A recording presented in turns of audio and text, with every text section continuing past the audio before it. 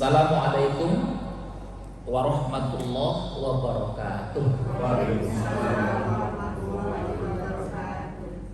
Alhamdulillahilladzi lahul mulku wal hamd wa lahul quwwah wal qudrah wal iradah. Segala puji bagi Allah, hanya kepadanya lah kita bersandar. Biar kelihatan. Ibu sudah kelihatan. Enggak apa-apa. Iya. Belah sini boleh. Kalau untuk sandaran di sini. Iya. Maksudnya Bu, kalau Ibu di sini mungkin bisa lihat slide-nya, tapi kalau Ibu nyaman di sini. Oh gitu.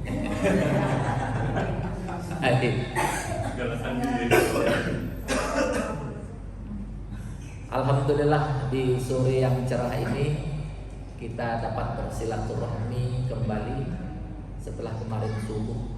Kalau Bapak Ibu hadir, itu kajian perdana kitab Al-Ahzan. Insya Allah kita lanjutkan. Insya Allah pertemuan ini pertemuan yang diberkahi Allah, pertemuan yang dengannya kita saling semangat menyemangati, saling mendoakan, ya ibu-ibu, bukan cuma di dunia ini tapi sampai akhirat kita terus saling mendoakan insya Allah. Baik, saya pikir langsung saja, kita tidak banyak waktu. Sebagaimana yang dilihat, kita akan membahas tentang meraih bahagia bersama kesulitan. Pasti ada kemudahan. Ibu-ibu mau bahagia ya? Apalagi bapak-bapak ya, semualah kita ingin bahagia. Tapi ternyata kebahagiaan itu kan tidak tiba-tiba datang bertahan. Tapi kan untuk meraih kebahagiaan itu kadang ada pengorbanan, ada air mata. Ya, walaupun nanti pada akhirnya dapat kebahagiaan, datang lagi kesedihan, kesedihan datang lagi ke kebahagiaan. Jadi kalau ditanya kapan Bapak Ibu kira-kira berakhir masalah ini? Bagus Bu, udah cerdas itu namanya. Ya. Kalau kita datang terus masalah, jangan katakan kapan sih masalah ini habis, kapan ujian datang, jangan. Itu tandanya kita masih hidup Bu. Namanya orang masih hidup, itulah. Kalaupun sedih, nggak ada yang sedih yang abadi, betul Bu ya. Kalaupun kita bahagia karena jabatan, paling jabatan bahagianya cuma 1 tahun 2 tahun. Kalau kita tidak amanah, justru jadi musibah. Kita mulai saja, misalnya ini ada ayat yang sering kita baca dalam kitab ini, Bapak Ibu. Ini surat Al-Insyirah ini yang 8 ayat ini bisa menjadi wirid. Apa itu wirid Bu? Apa ini? Ayat yang selalu kita baca secara rutin. Ini banyak diamalkan oleh orang-orang yang sedang galau, sedang sedih, sedang merasa sempit, macam-macam. Kalau ini sering dibaca berulang-ulang, kita akan menjadi seperti yang kita ulang-ulang. Ya Bu? Bisa diulang Ibu? Kita akan menjadi seperti yang sering kita ulang-ulang. Kalau bacanya Al-Insyirah, Al-Insyirah itu artinya lapang dada. Kalau kita baca berulang-ulang, ya kita jadi lapang. Tapi kalau ibu-ibu banyak mengulang, kayaknya kehidupan saya makin sempit Ustaz. Saya yakin ini orang semakin gak peduli sama saya. Penyakit saya pun kayaknya gak sembuh-sembuh nih Ustaz.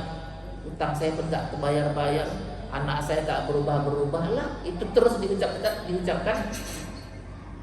Dalam firman Allah itu dalam hadis qudsi, ana inda dzanni abdi.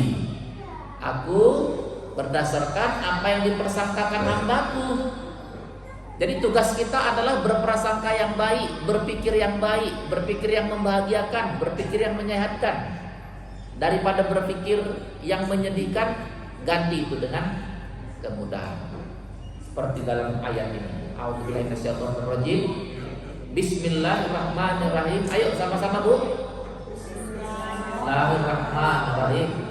Alam nashrah laka sadrak wa wada'na anka wizrak alladzi anqadha dhahrak wa rafa'na laka dzikrak fa inna ma'al usri yusra fa idza faragta fansab wa ila rabbika farghab. Saya yakin Bapak Ibu sering membawa ayat ini saat sholat. Ya, bagaimana kita memahami sekilas tentang Al-Insyirah ini? Ini surat yang ke-94, ada dalam juz Amma. 8 ayat diturunkan di Makkah, diturunkan setelah Ad-Duha, yang artinya apa? Lapang. Kita semua mau lapang. Nabi Musa dari dulu doanya Rabbis shrahli sadri. Penting Bu, dada lapang itu. Tapi Allah langsung katakan kepada Rasulullah, alam nashrah laka sadrak. Jadi setelah ini hati-hati ya Bu, jangan dipelihara sempit hati itu. Jangan dipelihara kedengkian itu. Jangan dipelihara mudah sedih, mudah kecewa, mudah tersinggung. Ada yang mengatakan, jangan singgung-singgung saya ini orangnya memang mudah tersinggung. Loh, kok malah mengutuk diri sendiri, orang yang mudah tersinggung. Jadinya sedikit saja kita tersinggung. Kenapa? Orang kita yang maunya begitu. Jangan main-main sama saya ini orangnya pemarah. Lah, padahal marah itu dilarang. Kalau marahnya berlebihan, malah dibilang, saya ini bisa baik sama orang, tapi kalau orang nggak baik saya bisa lebih jahat. Loh, ngapain bilang gitu? Kan ada orang begitu. Kita akan menjadi seperti yang kita ulang-ulang, ya Bu. Jadi setelah ini rumusnya, kalau mau bahagia, kalau mau lapang, ulangi kata-kata yang menyehatkan, yang membahagiakan. Insya Allah ke depan penyakit saya akan berkurang dan saya akan jadi lebih sehat walafiat. Amin, Ibu ya. Insya Allah kehidupan saya ke depan akan semakin baik, anak-anak saya akan semakin patuh, suami saya akan semakin sayang, ya. Kan gitu Bu ya, diulang-ulang terus. Kita akan menjadi seperti yang kita ulang-ulang. Kalau yang kita ulang-ulang adalah Al-Insyirah yang artinya lapang dada, ulangi terus ayat itu, ya. Kalau kita sering ulang-ulang, itu jadi bagian dari diri kita. Kenapa Bu kita disuruh baca sholawat berulang-ulang? Kenapa? Ya supaya kecintaan kepada Rasulullah itu jangan pernah putus. Kalau kita sama Allah, dalam Al-Quran disebutkan walladzina amanu asyaddu hubban lillah. Orang yang mengaku beriman sangat bertambah-tambah cintanya kepada Allah. Pertanyaannya, seberapa sering kita memanggil Allah? Katanya cinta tapi jarang dipanggil. Ya, padahal orang yang katanya beriman bertambah-tambah asyaddu hubban. Pertanyaannya, ibu-ibu, bapak-bapak, bertambah-tambah enggak? Kadang-kadang belajar tafsir ini itu maknanya kadang-kadang harus dibalik supaya lebih paham. Gimana cara membaliknya? Misalnya ada ayat Allah yang mengatakan walladzina amanu asyaddu hubban lillah. Orang yang mengaku beriman sangat besar cintanya kepada Allah.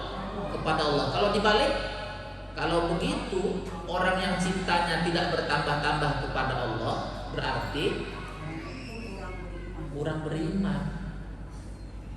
Kan ngeri Bu itu. Iya, ngeri.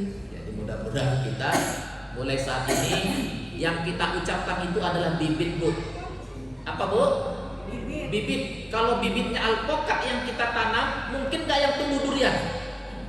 Nggak mungkin. Apa maksudnya? Kalau yang ditanam adalah di sini aku tidak akan pernah memaafkan dia.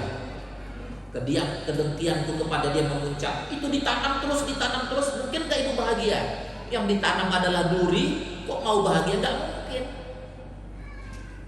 Lebih bagus dia mati saja. Lebih bagus aku nggak pernah melihat dia. Hatiku akan hancur kalau berjumpa dia. Kok itu ditanam terus di sini? Gimana mau bahagia? Nanamnya duri, mau berharap yang tumbuh anggur? Nggak bisa. Makanya dalam Quran itu dikatakan a'udzubillahi minasyaitonir rajim. Alam taro kaifa daraballahu mathalan kalimatan thayyibatan ka syajaratin thayyibatin. Apakah engkau tidak melihat kata-kata yang baik itu Bu seperti pohon yang baik? Pohon yang baik itu akarnya menghunjam ke tanah. Mana lebih bagus tanaman yang dilempar saja dengan yang ditanam sungguh-sungguh, mana yang lebih kuat tuh? Ditanam sungguh-sungguh.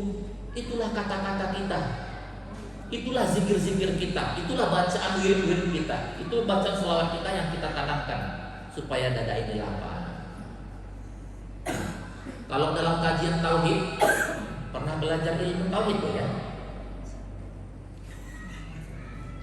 Apa itu tauhid sebenarnya? Tauhid itu sebenarnya melepaskan keterkaitan yang begitu kuat kepada makhluk ila ibadatillahi wahdah. Apa tuh? Kepada Allah semata. Tauhid itu membuat kita tak terlalu kagum yang berlebihan pada makhluk. Yang perlu kita kagumi adalah Dia, Allah malakal hamdu. Itu tauhid namanya, Bu. Kalau ibu banyak kagum sama Allah, masalah dunia ini jadi kecil semuanya. Gak ada apa-apanya di dunia ini. Kalau kita sudah fokus kepada yang besar, siapa itu? Allah. Saya mau tanya sama Bapak Ibu, Pak, kalau Bapak berada di depan cermin, di depan cermin, ada nggak gambar Bapak dalam cermin? Ada. Ibu-ibu pernah bercermin? Nah, kalau berdiri di depan cermin, ada nggak gambarnya di dalam? Pertanyaannya, mana yang asli sebenarnya? Yang di luar cermin, apa yang di dalam cermin, Bu? Yang di luar. Kenapa? Karena kalau ibu menghindar dari cermin, masih ada nggak itu gambarnya? Nggak ada. Perumpamaan kita, kalau kita mau belajar tauhid ini, perumpamaan kita dengan Allah itu sama Allah yang di luar, karena Allah yang asli. Yang di dalam bayang-bayang, nah kitalah bayang-bayangnya. Jangan sampai Allah tarik diri sebentar saja dari kehidupan kita, hancur kita, stres kita. Kenapa orang banyak bunuh diri? Kenapa ada orang itu di flyover Ciputat itu udah 2 kali tuh orang terjun dari flyover Ciputat itu. Kenapa orang bunuh diri? Karena dia tarik, karena dia yang mau melepaskan Allah itu. Ya, Allah berfirman dalam Quran, kalau engkau lupakan aku pun melupakan engkau. Akhirnya semuanya dibebankan di kepalanya ini. Gimana dia mau lapang? Itulah tauhid itu. Besarkan Allah, kagumi Allah, Allah malakal hamdu. Begitulah kita sebenarnya. Kita akan menjadi seperti yang kita ulang-ulangilah. Panggillah Allah, ya Allah, ya Allah, ya Allah. Panggil itu Allah. Di mana semua lisan, semua tangan, semua hati tunduk kepada Allah. Kita lanjutkan. Jadi intinya surat Al-Insyirah yang kita bahas ini itu bagaimana Rasulullah ketika sedang mengalami merasa seperti ditinggalkan. Kok lama sekali wahyu ini turun. Sementara yang mengikut juga makin banyak yang meninggalkan, nggak banyak yang mau ikut. Nah, turunlah ayat ini, ya, sebagai penghibur, sebagai terapi, dan ini bisa kita baca juga kalau kita sedang gundah gulana. Pernah ya, Bu, merasa gundah gulana ya? Kalau sering, berarti bacalah ini sering-sering. Kemudian saya sudah menerjemahkannya. Tadinya bahasa Arab semua, nggak apa-apa, yang penting kita paham. Ayat apa? Kitab ini juga mengutip firman Allah dalam surat At-Tolaq ayat 7 yang terkait dengan inna ma'al usri yusra yang ada dalam surat Al-Insyirah ini. Apa bunyinya? A'udzubillahi minasyaitonir rajim. Saya ja'alullahu ba'da usrin yusra. Apa tuh artinya? Allah kelak, Allah pasti memberikan kelapangan setelah kesempitan. Ini Allah yang mengatakan. Percaya kan, Bu, kalau Allah yang mengatakan? Percaya. Semuanya dipergilirkan ini.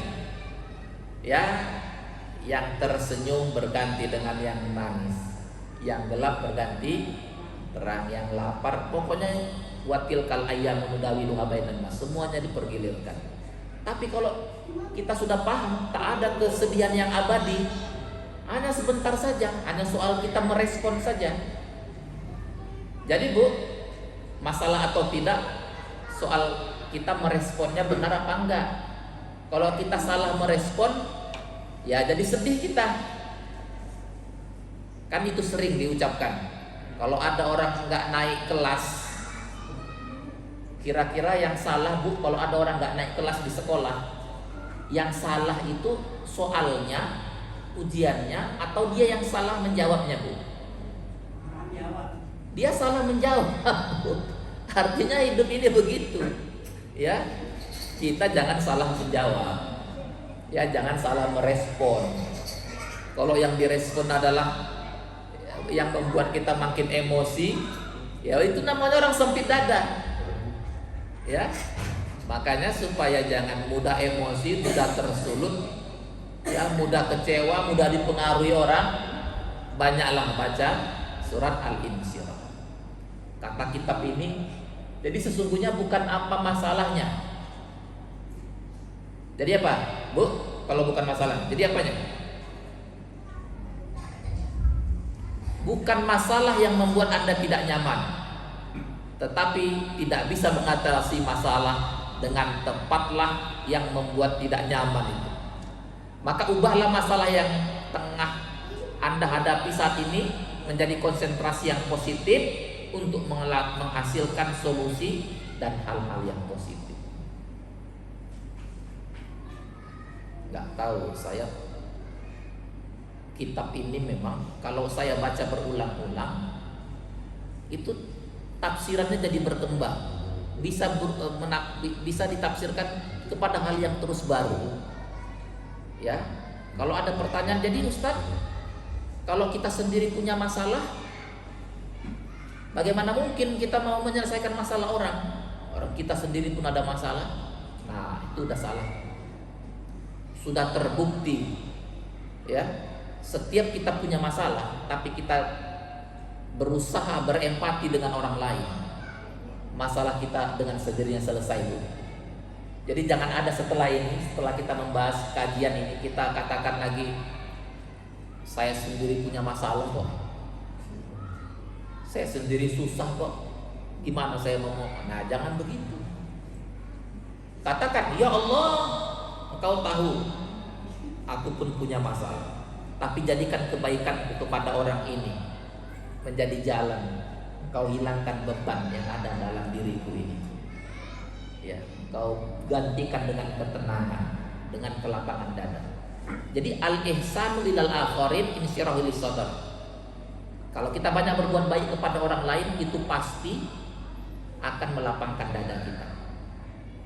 Jadi kalau kita fokus memikirkan masalahnya, kita nggak peduli sama orang lain, kita sendiri di kamar, sendiri di rumah, ya nggak selesai-selesai, ya. Jadi bagaimana kita meresponnya? Kita lanjutkan. Kata kitab ini juga, kesulitan itu adalah sesuatu yang pasti ada. Jangan pernah berpikir, ya, kita berhenti dari kesulitan. Itu pasti ada. Kalau lagi ditanya, tadi kan Ibu udah menjawab tuh, benar tuh jawabannya. Kapan kesulitan ini berakhir? Kalau sudah meninggal. Ada lagi jawaban yang lain. Kapan kesulitan bisa berakhir? Kesulitan berakhir kalau kita semua menerjemahkan sama. Saat kita mendapatkan kenikmatan, saat kita kehilangan kenikmatan, itu terasa sama, baru kesulitan itu akan hilang. Bisa nggak Bu? Bisa. Oh, alhamdulillah. Jadi, mendapatkan sesuatu dengan kehilangan sesuatu, kita tetap stabil, kita tetap ridho, kita tetap lapang. Disitulah kesulitan atau kepayahan akan hilang. Bisa Bu ya? Jangan sabar. Alhamdulillah, luar biasa. Udah. Nggak tahu, saya pernah menyampaikan sedikit kisah apa ini ya? tentang orang yang nggak tahu, ibu pernah dengar cerita yang TKI itu Bu, TKI terus dia kalau masuk ke kamar mandinya itu lama sekali di kamar mandi, tahu cerita itu ya?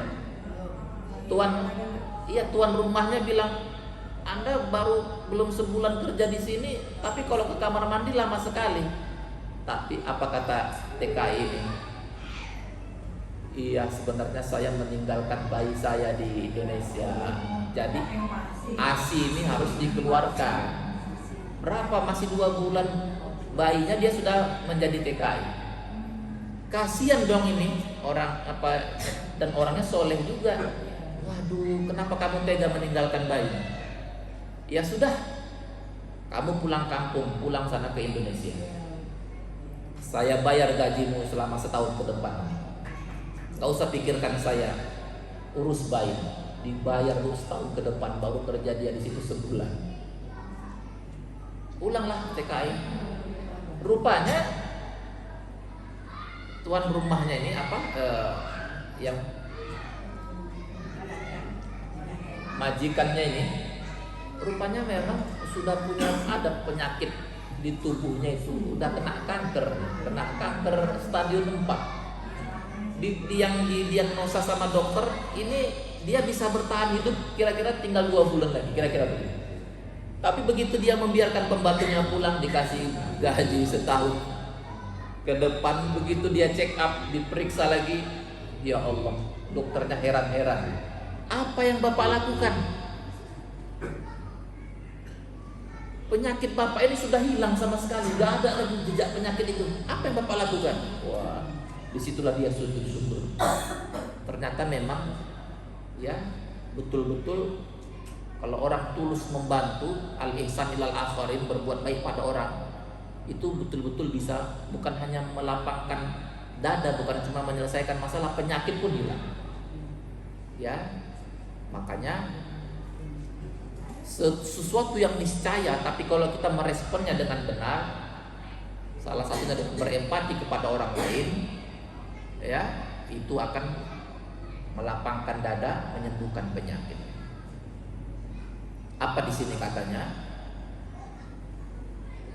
Sesungguhnya kesukaan, kedukaan, kegembiraan dan penderitaan, kemudahan dan kesulitan adalah 2 mata rantai yang selalu akan berputar, berulang dan terus mengalami pergantian.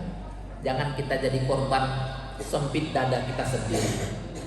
Jangan kita jadi korban ya akibat piciknya pikiran kita, sempitnya hati kita. Ya, lama-lama kita stres sendiri, stroke, kemudian stop ya dalam keadaan seperti itu, naudzubillah. Makanya kitab ini mengutip hadis Rasulullah SAW, riwayat Muslim, bahwa setiap Muslim itu pasti beruntung. Pasti apa, Bu? Pasti beruntung. Sungguh begitu mengagumkannya setiap urusan seorang Muslim, kata Rasulullah. Bila ia ditimpa musibah tapi ia bersabar, maka itu adalah kebaikan baginya. Apa kebaikan orang yang sabar, Bu? Allah akan kasih pahala tanpa batas, bi ghairi hisab.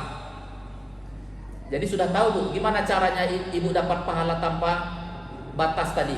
Ya diuji dulu, dikasih kesulitan, kemudian ibu sabar, disitulah Allah menurunkan pahala tanpa batas. Jadi berarti ngapain sedih kalau ibu sabar dikasih pahala tanpa batas, Pak? Ya, maka itu adalah kebaikan baginya, karena dibalas dia dengan anugerah Allah yang begitu besar. Dan jika ia ditimpa kalau dia mendapatkan keberuntungan kemudian dia bersyukur, maka itu pun menjadi baik baginya.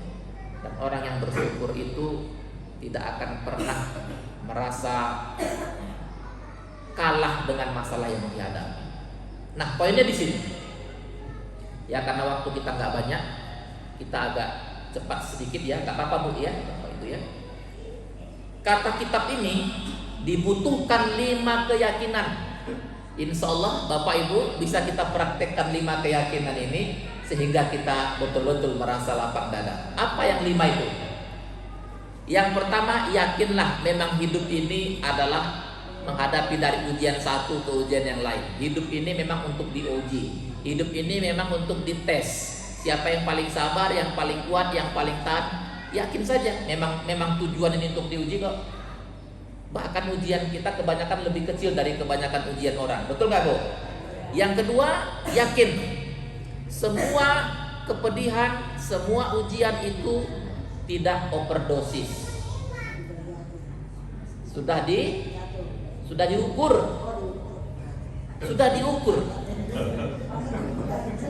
Jadi jangan bilang, Bu, aku nggak kuat lagi, ini terlalu berat buatku.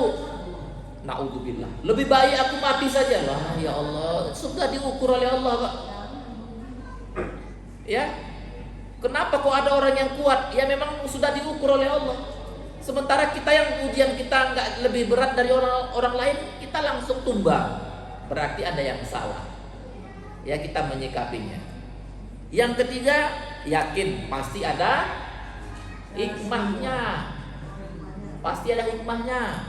Nggak mungkin ujian itu tanpa ada hikmah. Pasti ada hikmah. Yang keempat, yakin ada solusinya. Nggak mungkin, Bu, ada masalah nggak ada solusinya. Dalam Quran disebutkan, wa may yattaqillah yaj'al lahu makhraja. Yang bertakwa kepada Allah dikasih jalan keluar, dikasih solusinya. Yakin ini.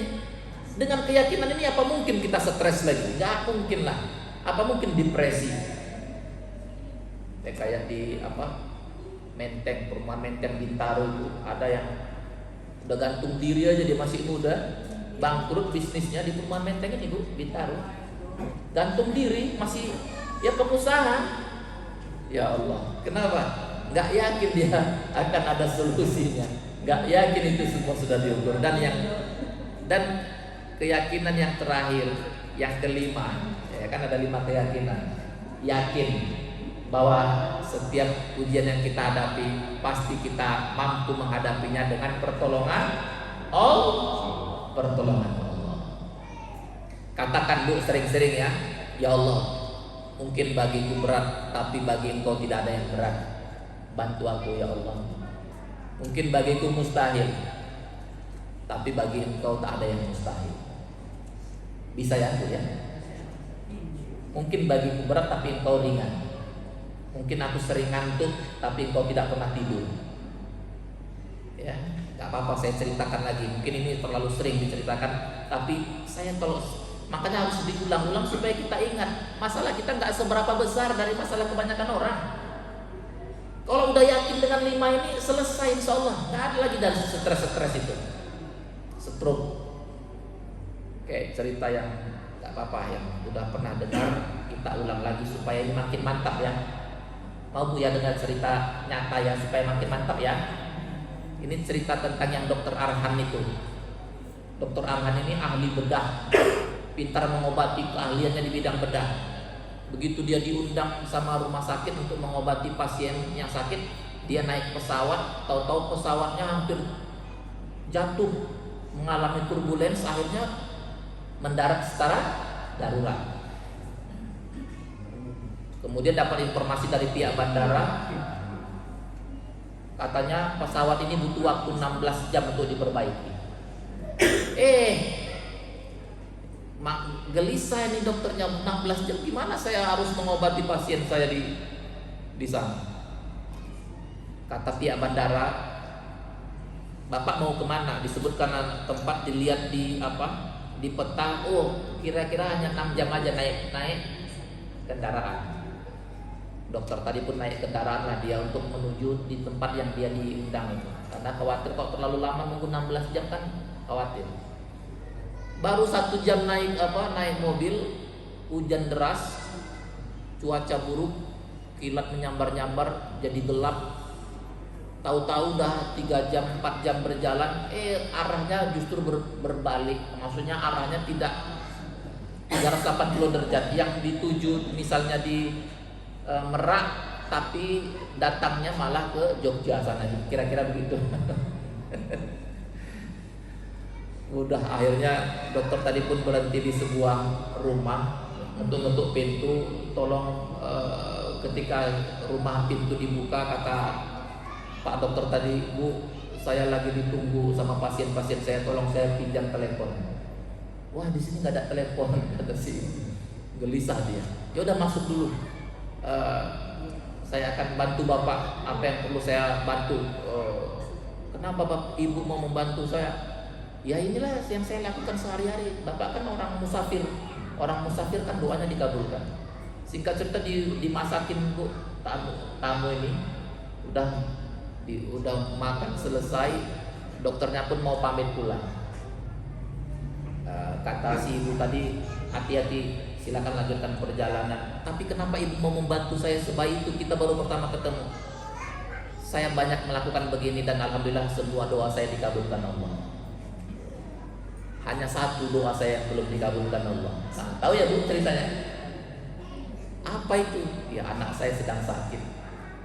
Kemana-mana saya ke rumah sakit, kata orang rumah sakit, kata dokter-dokter di situ, ini penyakit anak ibu ini ada dokter yang ahli yang bisa menyembuhkannya. Itulah dokter Arhan namanya. Dan itu doa yang belum dikabulkan Allah. Terdengar begitu si dokter tadi mengatakan, ya Allah Bu, saya lah dokter Arhan itu. Ternyata pesawat saya harus mendarat darurat, mobil saya harus berbalik arah. Ternyata inilah rahasia Allah. Jadi sama-sama sujud syukur. Ya Allah, inilah bukti bahwa Allah punya rencana. Kalau ibu punya masalah, katakan, ya Allah, engkau punya rencana. Rencana engkau pasti lebih baik dari yang aku rencanakan. Kalau udah begini, insya Allah gak ada stres kalau ada masalah. Kita lanjutkan.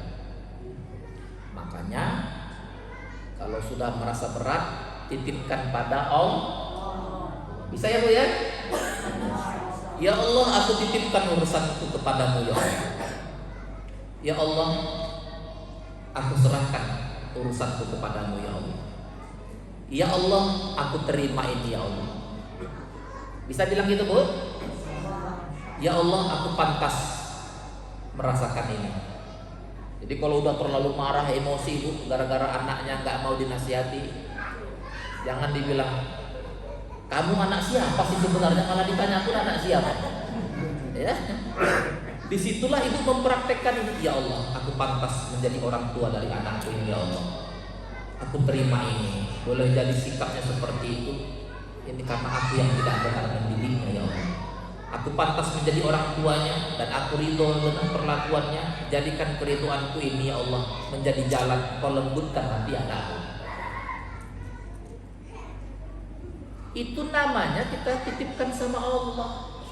Kalau dititipkan sama Allah nggak ada yang berat, nggak ada yang mustahil, semuanya mudah bagi Allah. Makanya kata kita ini, arif nafsak minat takdir. Tenangkan dirimu dari mau mengatur semuanya. Semua mau dipersoalkan, stres nanti. Bola dunia masalah begitu besar, kepala kita kecil, nggak kuat kita kalau hanya sebatas pikiran. Maka tenangkan dirimu, arif nafsak minat takdir. Tenangkan dirimu dari mau mengatur, harus begini, harus begitu, begini, semua mau diatur, stres. Fama qama bi ghairu ta'ala taqul nafsi, sesuatu yang memang sudah diatur oleh Allah, serahkan yang Maha Pengatur. Jangan kita ikut campur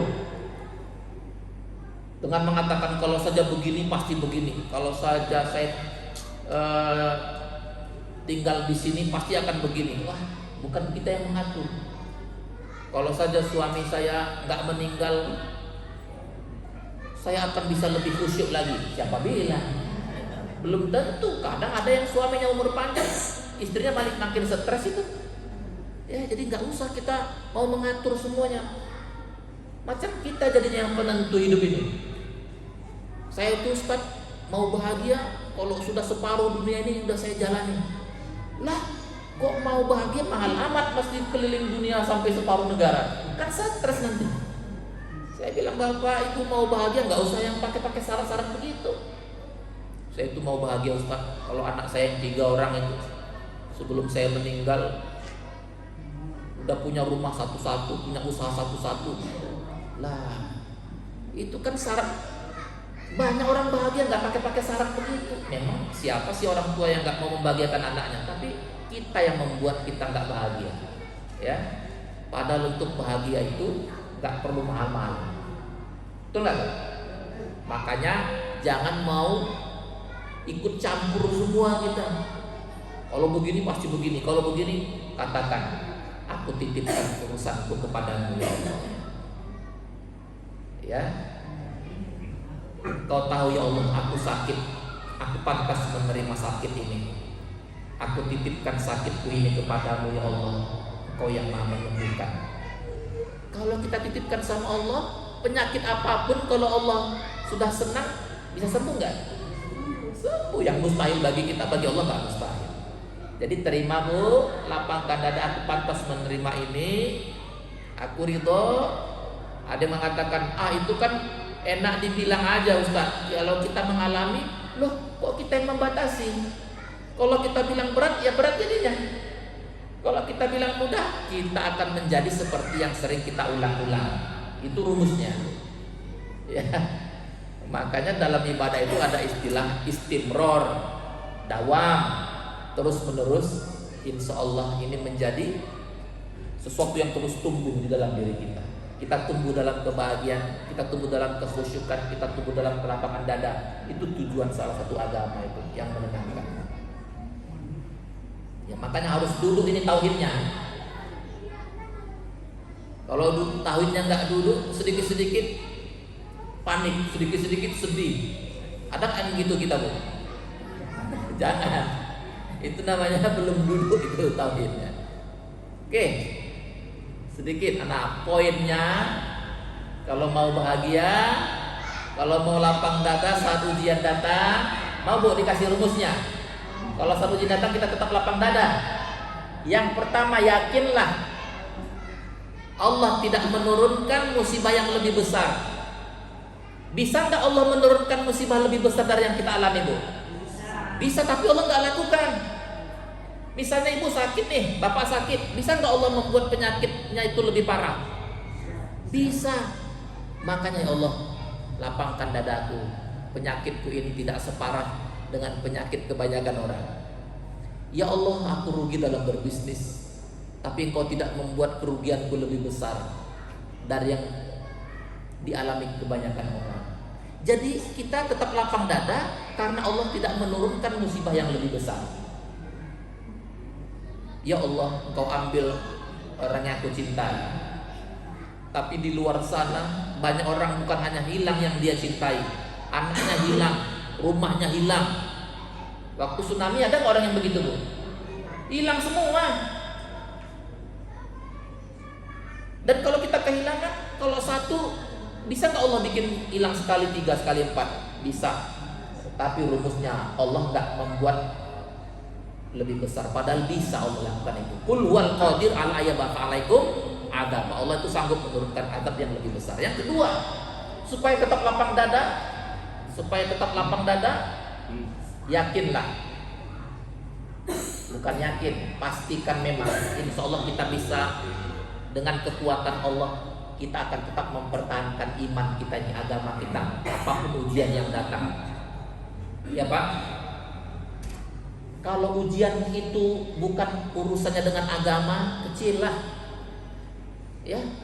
Kalau ujiannya masih urusan pekerjaan ekonomi, kecil, asal jangan iman ini yang hilang. Ada nggak orang yang gara-gara diuji itu nggak kuat, ya udah pindah agama? Ada nggak yang begitu? Itu baru musibah. Allah tidak menimpakan musibah pada agama kita. Bersyukur kita tetap lapang dada. Yang penting aku masih bisa sholat ya Allah. Yang penting iman ini jangan kau cabut sampai akhir hayatku. Ya, banyak orang yang tercabut imannya menjadi murtad gara-gara nggak kuat. Banyak begitu.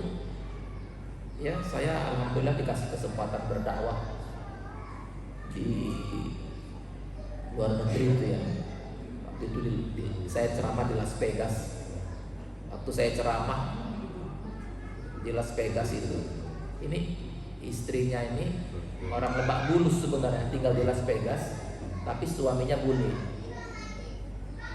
Waktu saya ceramah, anaknya itu lewat kelas 3 apa kelas 2 SMA, tapi pakaiannya tuh nggak benar gitu. Ya, nggak konsentrasi juga saya jadi ceramah. Ya, begitu selesai ceramah, Ustadz saya mau bicara, kata si ibunya tadi yang orang Lebak Bulus di Las Vegas ini di rumah. Sebenarnya putri saya tak itu tadi waktu sejak SD, SMP itu pakai jilbab, saya jaga Ustaz. Tapi tahu-tahu apa katanya waktu dia kelas 2, kelas 3 SMA itu, "Mah, saya ikut agama papa saja." Rupanya suaminya masih tetap beragama non muslim. Jadi kalau pindah agama itu baru masalah. Nah, Allah tidak menimpakan musibah pada agama kita. Bersyukurlah kita yang masih dalam keadaan muslim ini. Ya, banyak orang tiba-tiba begitu. Ada orang yang kita lihat ilmunya tinggi, dikasih kesejahteraan, tahu-tahu jalan kemana-mana udah maaf ya, udah pakai kalung salib aja dia. Padahal dia sebelumnya muslim. Cepat sekali berubah. Nah, itu baru musibah Allah. Nah, kalau kita dapat ujian, katakan, ya Allah, ujian ini bukan urusan agama, bukan urusan iman. Yang penting jangan hilang ini iman dari dalam dadaku, ya Allah. Bisa kita bilang itu, Bu, ya? Insya Allah. Jadi makin yakin ya, insya Allah masalah itu sebenarnya kebanyakan gak ada urusan dengan agama. Ya. Nah, yang ketiga, kata kitab ini, kalau mau lapang dada terus saat ujian datang, yakinlah Allah pasti akan ganti dengan yang lebih baik. Mau nggak, Bu, diganti dengan yang lebih baik? Senang nggak? Setiap ada kesulitan, ada kehilangan, apapun itu janji Allah pasti diganti dengan yang lebih baik. Makanya Rasulullah mengajarkan kita doa, Allahumma ajirni fi musibati wakhlubni khairam minha. Ya Allah, berikan pahala dari musibah yang aku hadapi ini, wakhlubni khairan minha, ganti dengan yang lebih baik. Kalau kita yakin akan diganti dengan yang lebih baik, apa mungkin kita jadi stres? Hanya orang yang nggak ngerti ini kesulitan kita diganti dengan yang lebih baik yang bikin orang stres, depresi. Penyebab kematian nomor 1 di dunia ini katanya setelah disurvei ini memelihara stres, memelihara sedih, memelihara cemas, memelihara kecewa. Itu yang banyak orang kemudian bunuh diri. Alhamdulillah. Yang keempat, supaya tetap lapang dada, yakinlah setiap kesulitan yang kita hadapi akan menghapuskan dosa-dosa kita. Mau nggak, Bu, dosanya dihapuskan? Mau ya, Pak, dosanya dihapuskan? Maka yakinlah ya, kalau memang kita dapat masalah, dapat ujian, karena ujian itu dosa kita dihapuskan, mudah-mudahan ini menjadikan kita tetap lapang dada. Ya Allah, aku yakin dengan masalah yang aku hadapi ini, dosaku jadi terhapus, ya Allah, hapuskan dosa. Aku yakin, ya Allah, dengan sakit yang aku derita ini akan membakar dosa-dosa yang pernah aku lakukan. Memang itu janji yang disebutkan oleh Rasulullah. Kemudian terakhir, tetaplah lapang dada. Tetap lapang dada saat ujian datang, karena Allah akan menaikkan kelas keimanan kita. Ya, kalau mau dinaikkan kelas, mau dinaikkan pangkatnya, kenapa stres? Nah, kita lanjutkan. Ternyata kesulitan pasti berganti kemudahan itu tidak lain dan tidak bukan adalah apa? Hiduplah dengan al-hudu, tenang, wasakinah, damai, wansirahul sodar, lapang dada, wafat ubabul amal, jangan pernah hilang harapan, bukalah pintu harapan, jangan pernah nutup dari harapan kepada Allah. Wattafa'u, tetaplah optimis, wal farq, kelapangan dan keyakinan dengan masa depan juga. Tapi jangan khawatir dengan masa depan. Pernah nggak, Bu, khawatir dengan masa depan? Mudah-mudahan mulai sekarang sesuatu yang belum terjadi ke depan nggak usah dipikirin. Bagaimana yang ke depan itu tergantung apa yang kita lakukan hari ini. Jadi kalau Bapak Ibu ditanya apa harta yang paling berharga, adalah hari ini. Ya, hari ini kita masih diberi Allah kesempatan angkat tangan, masih dikasih kesempatan bisa baca sholawat. Subhanallah, ini nikmat yang hari ini bisa kita nikmati. Jangan khawatir, diganti pula khawatir dengan masa depan. Kalau nanti gini gimana, kalau nanti ini gimana. Na'udzubillah, jangan. Itu makanya kita harus, apa tadi katanya di sini, wal farq wal mustaqbal. Kemudian wahwa tadhkiru bi rahmatillah. Kalau mau mempraktekkan inna ma'al usri yusra itu, bersama kesulitan akan ada kemudahan. Wa tadhkiru bi rahmatillah, banyak-banyak mengingat rahmat Allah. Wa ghufranihi, dan ampunan yang pasti diberikan bagi orang-orang yang mau bertobat kepada Allah. Ya. Apalagi wa tawakkul alaih. Apa arti tawakkul, Bu? Bertawakal kepada Allah. Wa husnuzon bih. Apa husnuzon? Berbaik sangka. Wah, udah pintar-pintar Ibu bahasa Arabnya. Wal iman bil qada wal qadar. Apa itu, Bu? Iman dengan qada dan qadar. Wal isfi hududil yaum. Apa itu wal isfi hududil yaum? Banyak fokus kepada yang hari ini. Yang lalu sudahlah. Jangan diganti kebahagiaan itu marah-marah yang lalu lah. Kita punya nikmat hari ini. Wal isfi hududil yaum. Wa tarkul qalaq. Apa arti wa tarkul qalaq? Meninggalkan kecemasan alal mustaqbal, tentang masa depan yang belum pasti. Wa tadzakkuri ni'amillah. Kalau mau lapang dada, banyak-banyak mengingat nikmat Allah. Kita lanjutkan. Makanya ada apa ini? Kunjungilah orang-orang yang lebih berat ujiannya. Bisa ya Pak ya? Kitab ini mengatakan la tahzan in kunta faqiran fa ghairuka mahbus fi dainin. Apa itu maksudnya? Jangan pernah sedih, jangan pernah kecewa jika engkau merasa fakir, jika engkau merasa miskin. Fa ghairuka mahbus fi dainin. Orang-orang di luar sana selain engkau, dia sedang berada dalam penjara karena kelilit hutang. Kalau kita pikirkan orang yang dalam penjara, apalagi karena kelilit hutang, dan ibu-ibu tidak mengalami seperti itu, patut bersyukur nggak? Bersyukur. Wa in kunta la tamliku wasilah nakal, jika engkau tidak memiliki, kata kitab ini, kendaraan, fasiwa kama butru al-qudamain. Di luar sana banyak orang yang kakinya, justru kedua kakinya diamputasi. Beruntung nggak Bapak Ibu yang datang ke masjid pada hari ini? Ada orang di sana yang mabtur al-qudamain, kedua kakinya diamputasi. Wa in kunta tashku minal alam fal akharun yarkuluna 'alal masirah al-bayda mundu sanawat. Apa maksudnya itu? Jika kita banyak mengadu, mengeluhkan masalah yang kita hadapi, sementara kalau engkau datang ke rumah sakit, engkau lihat orang yang bertahun-tahun masih di rumah sakit, masih dirawat, dan dokter pun sudah kadang-kadang secara medis menyerah, tapi kita hari ini masih diberikan Allah kesehatan. Ya.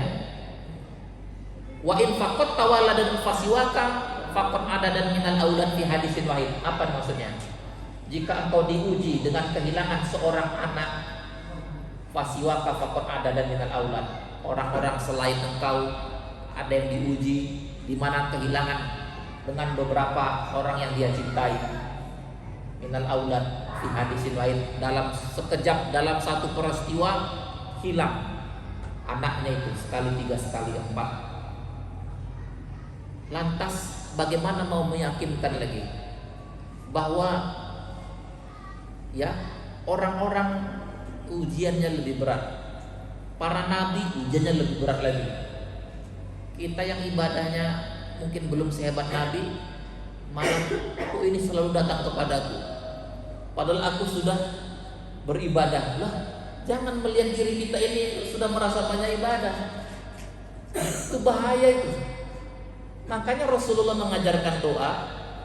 Rasulullah itu sering mengatakan, Allahumma ja'alni shaghiran fi aini.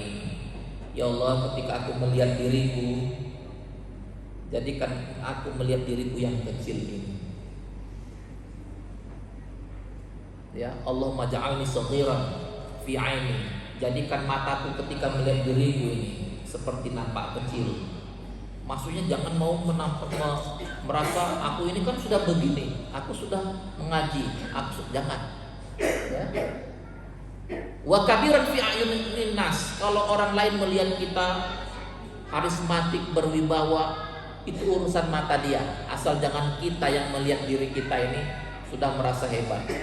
Ya, itulah cara kita memandang supaya kita betul-betul menyadari dengan mengunjungi orang lain, dengan berempati kepada yang dialami orang lain, kita tidak akan pernah lagi stres, apalagi sampai depresi.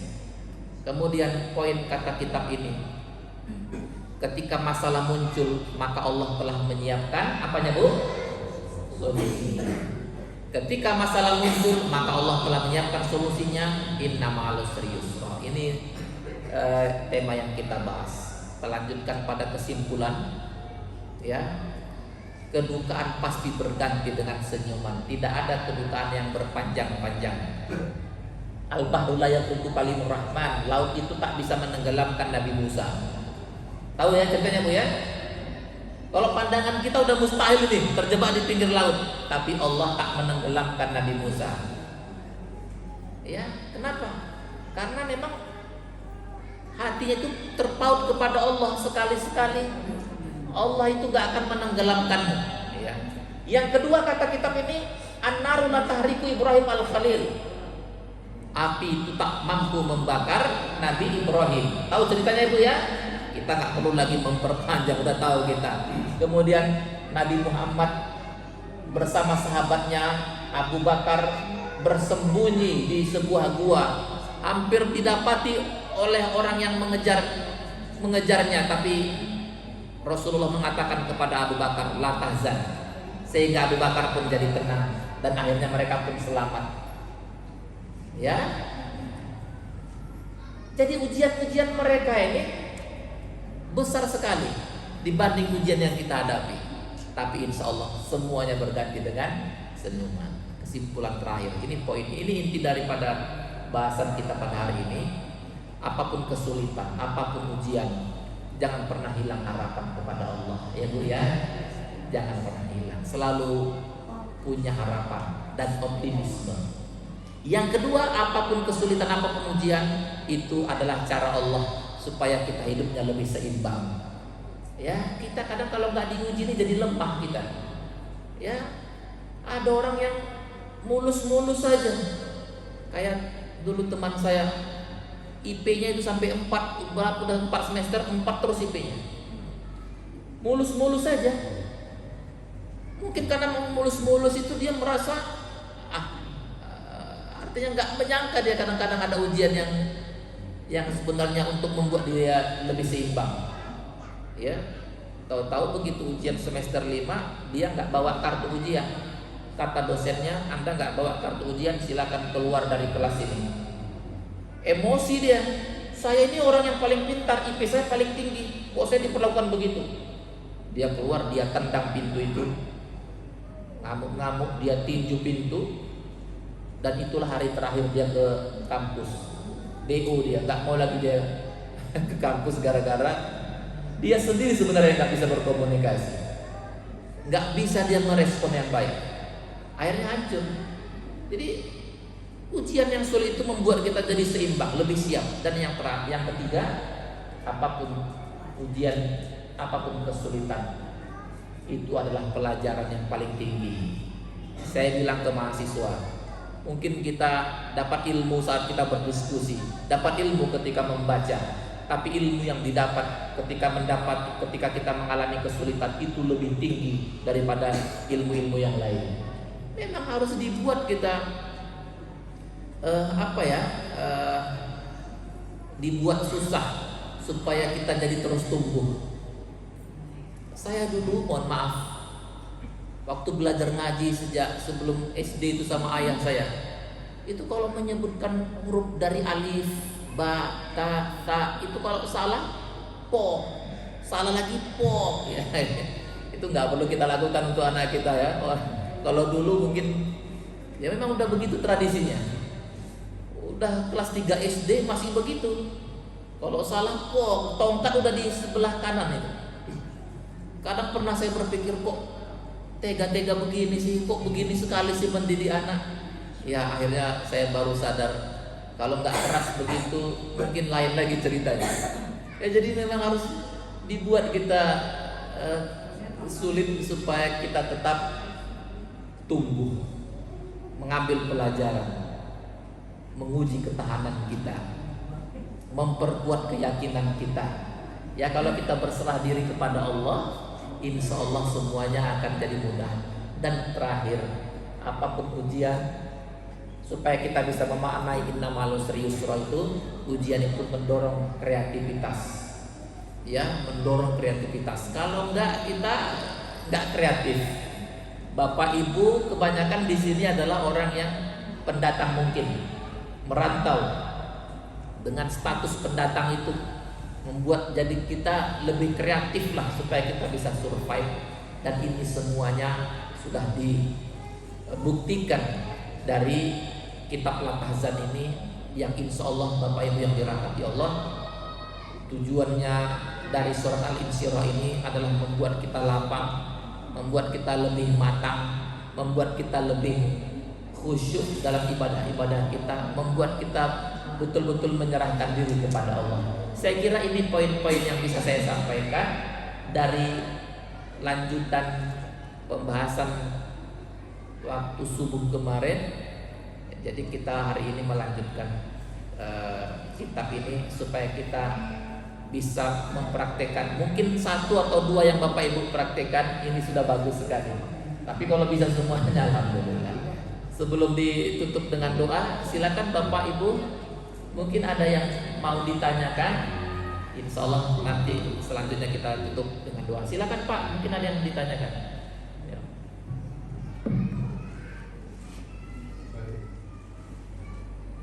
Ibu-ibu mungkin, Ibu kayaknya udah paham semua ya. Iya, udah paham atau tinggal mempraktekkan. Ini ilmu praktis. Jadi udah tangguh ya. Boleh betul Pak Ustaz. Ya, baik. Baik, Bapak Ibu yang dirahmati Allah, mungkin suasana yang memang agak dekat dengan sholat maghrib, ya, mungkin terkesan ini materinya banyak, ya, nggak apa-apa Bu. Nanti ini saya kirim ke Pak Kurnia, bisa dibaca-baca lagi supaya kita bisa lebih menikmati dan memahami dan bisa mempraktekkan. Baik-baik, sebagai penutup mari sama-sama kita bermunajat, berdoa kepada Allah. Mudah-mudahan Allah menjaga kita, menenangkan hati kita. A'udzubillahi minasyaitonir rajim. Bismillahirrahmanirrahim. Allahumma shalli ala sayyidina Muhammad wa ala ali sayyidina Muhammad. Ya Allah, ya Rabb kami, betapa kami menyadari ya Allah, kalaulah kami jauh dari Engkau, pasti kehidupan kami menjadi susah. Kami nggak tahu kemana arah hidup ini. Karena itu kami datang kepadamu ya Allah, bermohon dengan sungguh-sungguh kepadamu. Tolong bantu kami ya Allah, agar tumbuh rasa kerinduan dalam hati ini kepada Engkau. Tumbuhkan rasa cinta dalam hati ini kepada Engkau ya Allah. Tanamkan dalam hati kami kesadaran yang penuh bahwa Engkau saja yang menentukan takdir dan nasib pada hidup kami. Engkau yang menggenggam urusan kami ya Allah. Ubun-ubun kami ada dalam genggaman-Mu ya Allah. Kapan saja Engkau berkehendak memanggil kami, tak ada yang bisa menghalanginya. Yang kaya tak bisa membayarnya, yang kuat tak bisa melawan malaikat maut, yang pintar tak ada yang bisa mendebatnya. Kalau memang waktunya sudah dekat, tidak ada yang bisa menghalanginya ya Allah. Karena itu ya Allah, kami datang kepadamu dengan pengakuan dosa-dosa kami. Seberapa banyak kelalaian kami, ampuni kami ya Allah. Banyak nikmat yang Engkau berikan tapi tak kunjung kami syukuri. Banyak waktu yang Engkau berikan supaya kami terus belajar, tapi tak sungguh-sungguh kami gunakan untuk memahami syariat. Karena itu pada hari ini ya Allah, kami bermohon kepada-Mu, tambahkan pengetahuan kami tentang syariat-Mu, agar kami bisa beribadah dengan cara yang terbaik, agar kami bisa beribadah dengan cara yang paling Kau sukai ya Allah. Mampukan kami sebagai orang tua yang bisa mendidik anak-anak kami agar mereka dekat dengan Engkau ya Allah. Mampukan kami mendidik anak-anak kami supaya anak-anak kami rajin sujud di hadapan-Mu, rajin membaca ayat-ayat suci-Mu ya Allah. Engkau mudahkan ya Allah urusan kami, Engkau lapangkan rezeki kami, tumbuhkan ya Allah rasa optimis, rasa lapang dalam dada kami. Allahumma rabbana na'udzubika min qalbi la yakhsha. Lindungi kami daripada hati yang tak mau khusyuk ya Allah. Lindungi hati ini yang tak pandai bersyukur atas nikmat-Mu. Rabbana atina fid dunya hasanah wa fil akhirati hasanah wa qina adzabannar. Walhamdulillahi rabbil alamin. Billahi taufiq wal hidayah wa bihi nasta'in. Wassalamualaikum warahmatullahi wabarakatuh.